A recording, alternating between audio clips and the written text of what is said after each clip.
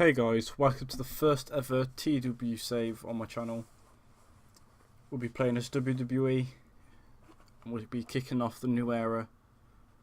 Hopefully doing well as we go. We'll be doing the brand split at some point, not quite yet, probably just after Money in the Bank. I've played a little bit of this save already, just on the first day. Made a couple of offers, not really signings. Called a couple of people up from NXT. Changed a few things up. We'll be using the Fleesh June mod with a couple of little tweaks.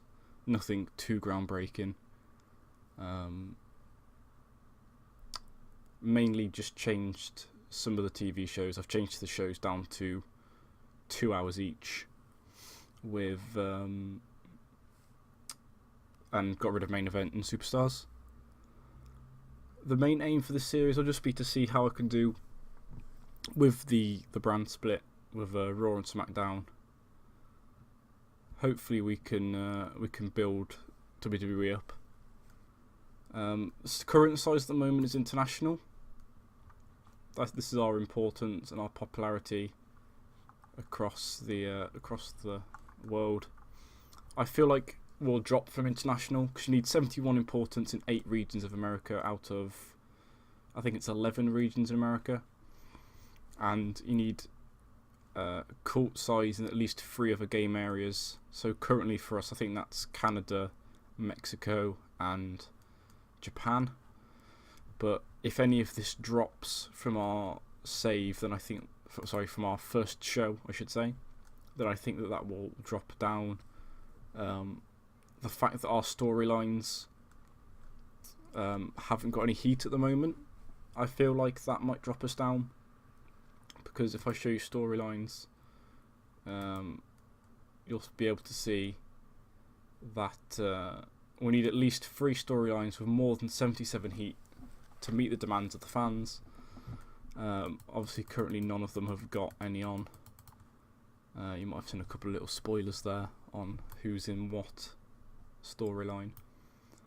But if we don't have, unless we have a really good show and manage to get a couple of storylines with over 77 heat immediately, then it'll affect our show rating and we will probably drop down to I think it's just national after international. But we're playing as Triple H, but we are the owner, so there's no owner goals, no approval rating. I might do another save as head booker, but I just felt like being the owner for this one, as it is my first. It's my first YouTube save, and it's probably also going to be my first long time save. I haven't really had one before. I'll just show you some injuries. We've got Bray Wyatt for a month, Emma for 4 months, Luke Harper just under 4 months, Neville for 3 weeks, Nikki Bella for 4 weeks, Orton for about a month and a half, Tyson Kidd out for 6 months. What I will do actually is, I can't do this yet, but after we've done Raw, I'll probably do surgery on Randy Orton. I don't think I'll risk any of the others. Nikki Bella doesn't really matter that much. Emma, I don't want to risk it, and I don't really want to risk Harper either. Don't know if I'll use Wyatt when he's back until Harper's back. I might have him, Rowan, and Strowman. What I did do is I sent Strowman down to developmental while Wyatt's injured, just to sort of hopefully get a couple of boosts while he's gone. We've got pretty much standard announcers for the start of the game. We are currently booking in the Cow Palace in the Southwest region in California. Southwest, there we go. Let's see how many this holds. 11,100. We're expecting just under 10,000 8,451 if figurehead is not used. Our figurehead at the moment is John Cena. What I will do actually is just check if there's any slightly better stadiums, maybe with a 10,000 capacity and a minimum of maybe 8,000.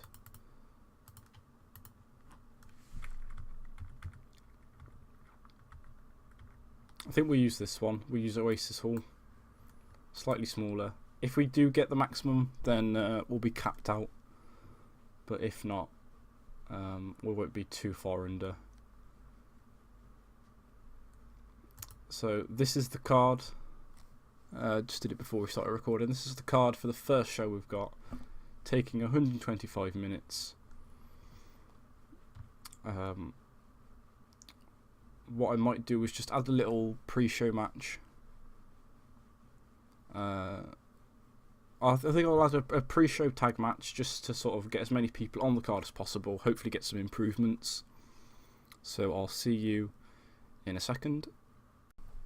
Okay, we're back. Just added a little 5v5 for the pre-show, just to face 5 random faces versus 5 heels. I'm going to save it there, and let's get into the show. So we start off with a pre-show match of Apollo Crews, the Primetime Players, and the Golden Truth versus the Ascension, Tyler Breeze and Fandango, that I'm gonna call Febreze, and Bo Dallas. So in a terrible pre-show match, Apollo Crews, Darren Young, Titus O'Neil, Goldust, and R-Truth defeated Connor, Victor, Tyler Breeze, Fandango, and Bo Dallas in 7 minutes 47. When Apollo Crews defeated Bo Dallas by pinfall with, it says an Uha combination. We'll say it's with his standing moonsault. After this show, I'll probably go through all of the workers and give them the correct WWE movesets that they've got.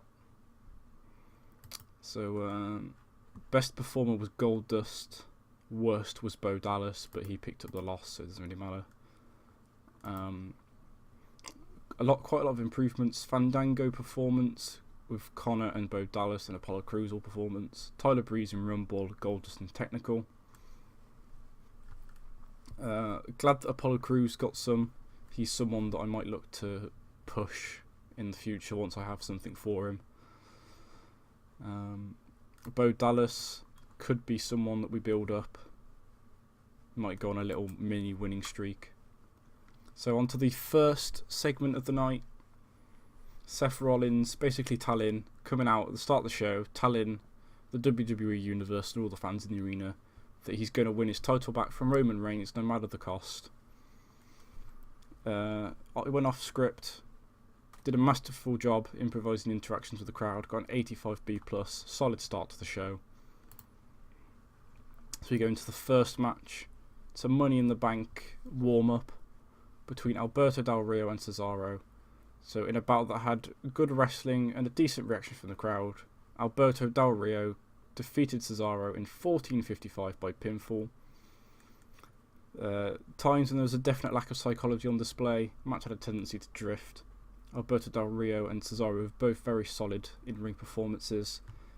The Money in the Bank storyline is advanced with this segment. No worker improvements at the moment.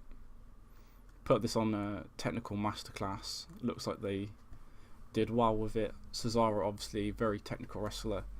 Del Rio also very good on the technical side. Second match, in a bout with terrible wrestling, non-existent crowd heat, Sasha Banks defeated Tamina in 5 minutes and 12 by submission.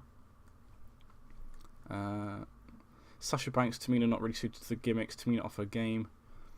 Announcing quality lifted the match. Colour commentary gave the match a boost. Interesting, considering for this match I actually took Byron off commentary and put Charlotte on commentary, because you can only have 3 commentators. So basically Charlotte at ringside to see one of her main contenders in action. Quick win for Sasha Banks against Tamina. Sasha improving Rumble and performance, Tamina in technical and performance. So although not the best score, still a decent match. Glad with those improvements there. As we go into a backstage segment of Stephanie McMahon in her office, announcing that Seth Rollins and Roman Reigns are going to pick tonight's opponents for each other. So Seth will pick Roman's opponent, Roman will pick Seth's opponent, and they will be the semi-main and main event for tonight. 76B-. Next match, another Money in the Bank sort of warm-up match. In a bout that had great wrestling and good heat, Chris Jericho defeated Dean Ambrose in 9 minutes 37 by pinfall with a code breaker. Interesting to see here, Jericho and Ambrose, obviously off the back of their Extreme Rules Asylum match, have pretty good chemistry, lifted the match. 2 very good scores, 84 and 85. Money in the Bank storyline is advanced. Dean Ambrose improving technical skills. Then freestyle angle again. The Miz TV, Miz interviewing himself about his new movie. I think it's the Marine 5. Basically, he's going on about how great he is. He's got Maurice by his side. Miz bigging up how he's a massive movie star. And then he gets interrupted by Finn Balor. Finn Balor saying that he's been grafting down in NXT for a year or two, working every day, hasn't missed a day of work. He takes this seriously, where The Miz sort of seems to do it part-time in between movies. Basically challenges him for an Intercontinental title match, saying that if you're not going to be here, if you're going to be off on a movie, you shouldn't be having the title. So challenges him for it, which The Miz accepts. Balor obviously bruised his ego, so Miz sort of has to accept. Balor, for some reason, heel at the start of this with an old school manager gimmick. We're going to change that now. Oh, his old school face gimmicks got awful, but the turn went wild. Might have to tweak the gimmick or give him a new one. It's a shame that it got awful, because I can't really think of anything else for Balor when he's not in his demon form. But we go on to the match. In a decent match, Finn Balor defeated The Miz by pinfall with a double knee gutbuster. So Finn Balor, on his first match on the main roster, wins the WWE Intercontinental title. Not the best in-ring performance, got a 52. Miz had an in-ring performance of 80. So the Intercontinental storyline has advanced for this segment. No worker improvements. Not the best, not as good as I'd hoped. I was hoping for a high 70. Maybe these guys clicking, but The Miz loses his championship. Then a Money in the Bank sort of preview. We have Enzo and Big Cass and The New Day versus Gallows and Anderson and the Vaudevillains. So in a poor match, Gallows and Anderson and the Vaudevillains defeated Enzo and Cass and The New Day in 9 minutes and 5 seconds, when Carl Anderson defeated Kofi Kingston by pinfall with an Anderson spinebuster. Enzo was the weak link, struggling to keep up with everyone's in-ring performance. If we scroll down, Big E did the best with a 63, followed by Kofi. Enzo got a 39. So the second best team there were Gallows and Anderson, then the Vaudevillains, and then Enzo and Cass. A lot of improvements here. Big E, Kofi, Luke Gallows, Aiden English, Enzo Amore, and Carl Anderson.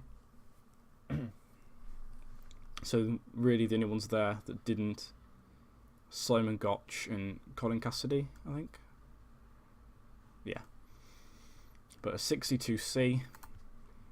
So we then go into the final Money in the Bank sort of preview match of the day. In a decent match, Kevin Owens drew with Sami Zayn in 12 minutes 25 following a double count out. The action went outside the ring. They got lost in the fight. Both got counted out.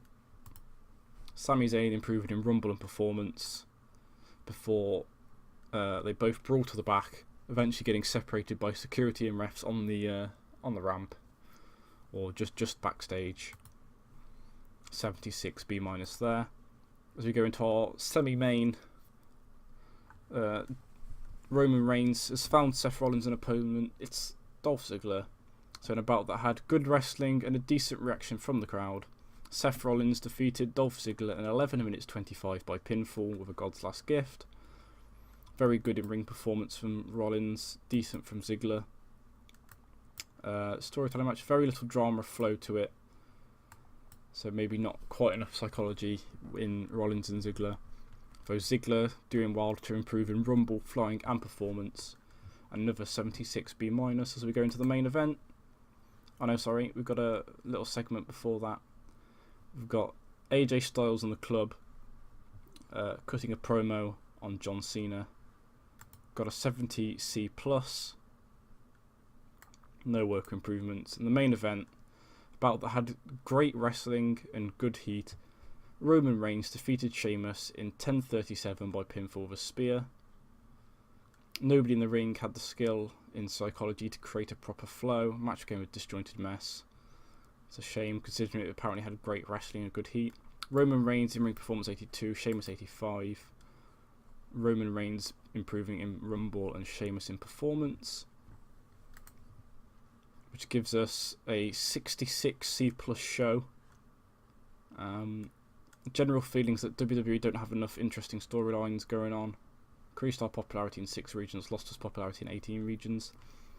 I think this show might have done a bit better if the storylines already had heat, but obviously start of the game, your storylines aren't going to have any heat, so not the best. The show went well, I think. There are a couple of things I wish might have been a bit better. That obviously the main event between Reigns and Sheamus is never going to be the best match, but I hoped for a bit more than a 70. Hoped for a bit more between Rollins and Ziggler and Miz and Balor. But yeah, we fall to national size, which is still fine by me. We enter a shocked phase. Rollins is asking for time to heal. 18.43 TV rating isn't bad. Drug testing. Alberto Del Rio believes Apollo Crews is charismatic. You can see the kid doing well in the future. And we have a couple of guys from NXT asking to be called up. And we have some decisions to make. Probably either a pay rise or a signing. So I'll have a look. Oh, an incident involving Ron the Truth killings that requires your attention. R-Truth has been identified as a soft drug user by the WWE drug testing policy. It hasn't got out, so there's no current potential for damage to company prestige. As his employer, you now have to choose how to deal with this situation. I'm going to fine him. He's improved his behaviour, and he's happy at this action. And there you see some of our signings.